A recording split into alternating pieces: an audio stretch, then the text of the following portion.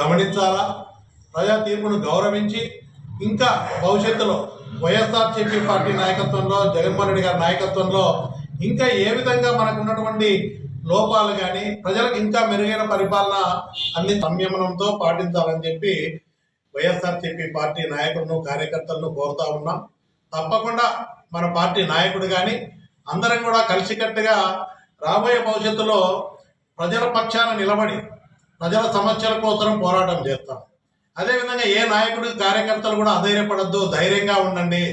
తప్పకుండా పార్టీ యంత్రాంగం మొత్తం కూడా ఏ నాయకునికి, కార్యకర్తలకు ఇబ్బంది జరిగినా అందరం కూడా అండగా ఉంటాం.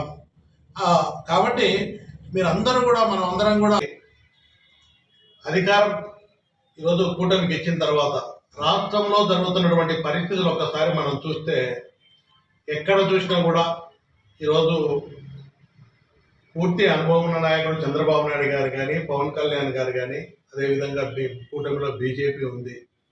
మనం చూసాం ఎన్నికల ముందు ప్రచారంలో ఏదో ప్రజాస్వామ్యాన్ని కాపాడడానికి మేము వస్తున్నామని చెప్పి చేసినటువంటి ప్రచారాలు కానీ, ఈరోజు అధికారం వచ్చిన తర్వాత పరిస్థితి చూస్తే చాలా భిన్నంగా నడుస్తుంది రాష్ట్రంలో.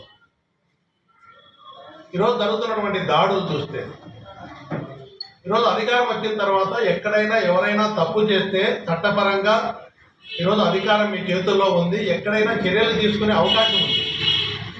ఆ విధంగా కాకుండా ఎక్కడ చూసినా కూడా రాష్ట్ర వ్యాప్తంగా వైఎస్ఆర్సీపీ పార్టీ నాయకులు, కార్యకర్తల మీద జరుగుతున్నటువంటి దాడులు చూస్తే చాలా దారుణంగా, అమానుషంగా కొన్ని నియోజకవర్గాల్లో జరుగుతూ ఉన్నాయి. కొన్ని చోట్ల దీన్ని పూర్తిగా ఖండిస్తూ ఉన్నాం.